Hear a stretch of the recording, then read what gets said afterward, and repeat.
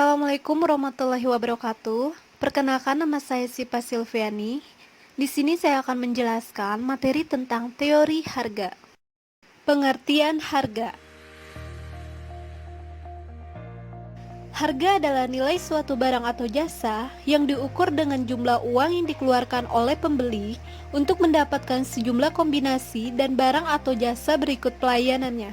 Harga menurut William J. Stanton. Harga adalah jumlah uang, kemungkinan ditambah beberapa barang yang dibutuhkan untuk memperoleh beberapa kombinasi sebuah produk dan pelayanan yang menyertainya. Harga menurut Philip Kotler, harga adalah sejumlah nilai atau uang yang dibebankan atas suatu produk atau jasa untuk jumlah dari nilai yang ditukar konsumen atas manfaat-manfaat harga yang telah menjadi faktor penting yang mempengaruhi pilihan pembeli. Hal ini berlaku dalam negara miskin.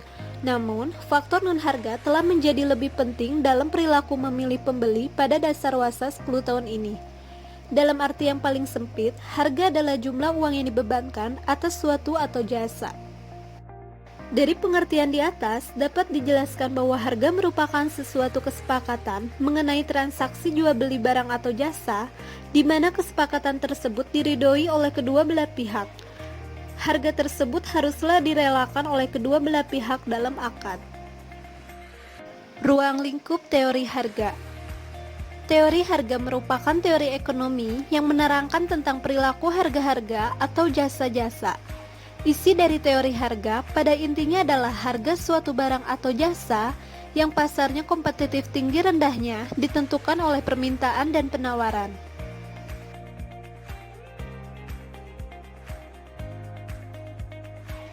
Dalam teori harga, ada beberapa hal yang harus dipelajari untuk memahami secara keseluruhan, yaitu yang pertama fungsi harga, kedua faktor penentu harga, ketiga batas penentu harga, keempat tahap penentuan harga, dan kelima tujuan harga. Harga dalam pandangan Islam. Konsep harga menurut Ibnu Taimiyah, harga yang adil pada hakikatnya telah ada digunakan sejak awal kehadiran agama Islam. Al-Quran sendiri sangat menekan keadilan dalam setiap aspek kehidupan umat manusia.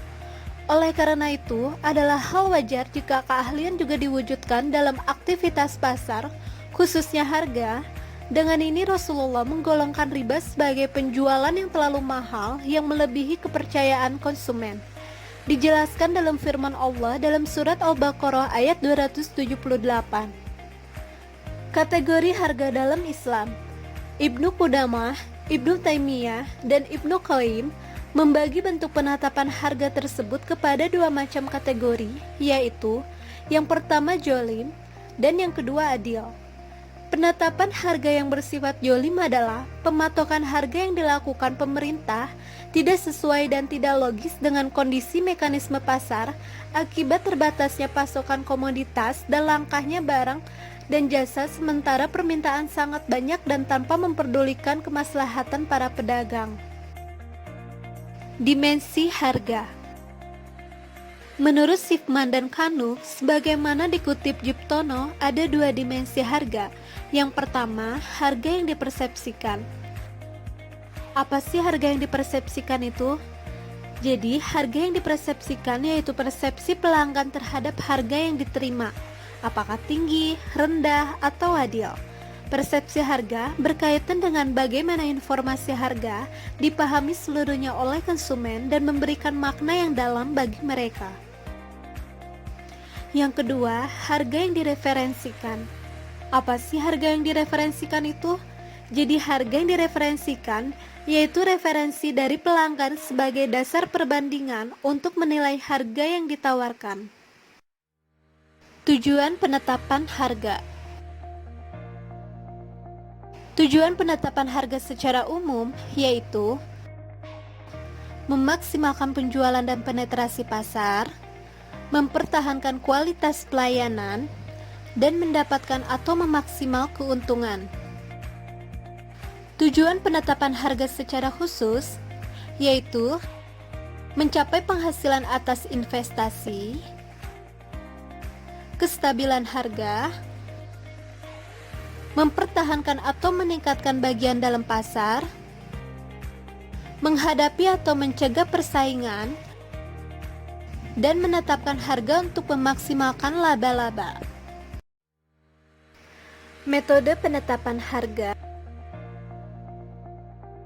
Yang pertama, berbasis permintaan. Suatu metode yang menekankan pada berbagai faktor yang memengaruhi selera dan kesukaan pelanggan berdasarkan kemampuan dan kemauan pelanggan untuk membeli. Manfaat yang diberikan produk dan perilaku konsumen secara umum. Kedua, berbasis biaya. Faktor penetapan yang dipengaruhi aspek penawaran atau biaya dan bukan aspek permintaan. Harga akan ditentukan berdasarkan biaya produksi dan pemasaran produk yang ditambah dengan jumlah tertentu sehingga menutupi biaya langsung, overhead, dan juga laba atau rugi. Ketiga, berbasis laba. Penetapan yang didasarkan pada keseimbangan biaya dan pendapatan. Metode ini memiliki 3 pendekatan, yaitu target profit pricing berdasarkan target keuntungan, target return on sales pricing berdasarkan penjualan, dan target return on investment pricing sebuah perusahaan. Keempat, berbasis persaingan. Penetapan yang dilakukan dengan mengikuti apa yang dilakukan pesaing. Metode ini memiliki 3 pendekatan melalui sistem penjualan di bawah harga normal pesaing untuk menarik konsumen. Menyamakan harga agar persaingan tidak terlalu besar atau memberi harga lebih tinggi dari persaingan dengan asumsi bahwa produk yang mereka tawarkan memiliki kualitas lebih baik. Strategi penetapan harga. Strategi penetapan harga merupakan proses perusahaan dalam mengklasifikasikan dan menggolongkan produk yang dihasilkan, apakah produk baru atau produk yang telah beredar. Yang pertama, produk baru. Dalam pengenalan produk baru, perlu menetapkan strategi harga. Berikut ini merupakan penetapan harga yang efektif. Terdapat 2 alternatif, yaitu harga mengampung dan harga penetrasi. Kedua, produk yang telah beredar. Strategi penetapan harga pada produk yang telah beredar di masyarakat umumnya tidak lepas dari posisi produk dalam siklus produk. Berikut 3 tingkatan dalam tahapan siklus, diantaranya tahap pertumbuhan, tahap kematangan, dan tahap penurunan. Metode penetapan harga jual. Yang pertama, gross margin pricing. Metode ini tepat digunakan oleh perusahaan perdagangan, di mana jenis perusahaan ini tidak membuat sendiri produk yang dijual sehingga tidak banyak aktiva tetap yang digunakan. Caranya dengan menentukan presentasi tertentu di atas harga produk yang dibeli. Presentasi ini disebut make on percentage atau make up. Kedua, direct cost pricing. Metode ini umumnya diterapkan pada produk yang diproduksi tetapi melebihi daya serap pasar produk dari kapasitas yang menganggur, yang kemudian produk ini dipasarkan pada pasar yang berbeda. Dengan syarat tidak merusak pasaran produk di pasaran bebas, metode ini dikenal marginal income pricing karena hanya memperhitungkan biaya-biaya yang berhubungan secara proporsional dengan volume penjualan sehingga menghasilkan marginal income. Ketiga, full cost pricing.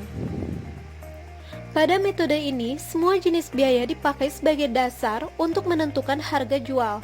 Jadi, semua biaya untuk membuat produk tersebut dihitung ditambah presentasi laba yang diinginkan. Keempat, time and material pricing. Dalam metode ini, tarif ditentukan dari upah langsung dan tarif lain dari bahan baku masing-masing. Tarif ini dijadikan satu ditambah jumlah tertentu dari biaya tak langsung serta laba yang diinginkan.